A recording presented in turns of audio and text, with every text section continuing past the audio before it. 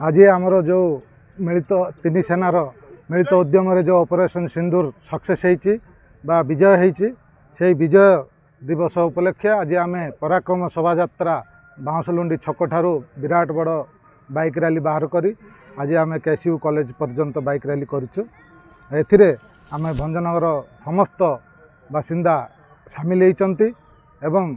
आम तीन सेनार मनोबल को आउरी दृढ़ करने समस्ते आम सेना सहित मिसिकी अच्छु। निश्चित आम भंजनगरवासी तथा आमर सारा भारतवासी आज गोटे गर्व और गौरवर दिवस आम समस्ते जाचे आमर तीन सेना तथा स्थल सेना एवं नौसेना एवं वायुसेना समस्त तीन सेनार मिलित जो आमर ऑपरेशन होता ऑपरेशन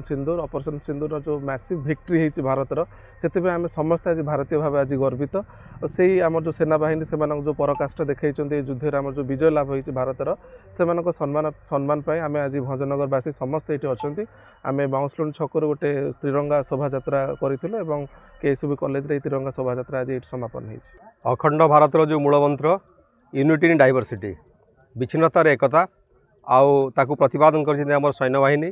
से सैन्य बाहिनी मनोबल बढ़ावाई घुंसुर माटीर प्रतिटी नागरिक नागरिक कर्तव्य संपादन कर आज विराट विशाल मोटरसाइकेल शोभा कर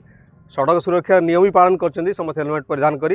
मोटरसाइकेल रैली कर आमर जातीय एकता आम समस्ते संकल्पबद्ध परिकर से धन्यवाद। निश्चित भंजनगरवासी आज बहुत खुशी कहीं जो ये सिंदूर ऑपरेशन सिंदूर होता से सिंदूर जो आम भारतीय सेना बाहिनी जो विजय होती से विजय दिवस उपलक्षे आज जो भंजनगरवासी समस्त तरफ समस्त जो तिरंगा दिवस जो विजय दिवस पालन कर समस्ते गर्वित कि आम भारतीय समस्त प्रत्येक नागरिक आज गर्वित यही सिंदूर विजय पाई। विदेश शत्रु भारतर संहति संस्कृति और एकता उपरे जेते बेले भी आक्रमण कर समय भारतर सैन्य माने तांकर शक्तिर पराकाष्ठा प्रदर्शन करछन्ती। आज भारत वर्षर जो पहलगाम आक्रमण तार प्रतिशोध परायण भाव आज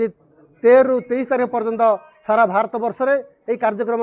ये जो विजय शोभा यात्रा कार्यक्रम जारी रहिबो। तेणु आम भंजनगरवासी समस्त मिलित भाव में एकजुट होई ये कार्यक्रम सफल करिछु एवं आगामी दिन में आम देशर एकता एवं अखंडता उपरे जो मान भी आक्रमण करेंगे उचित जवाब दिया।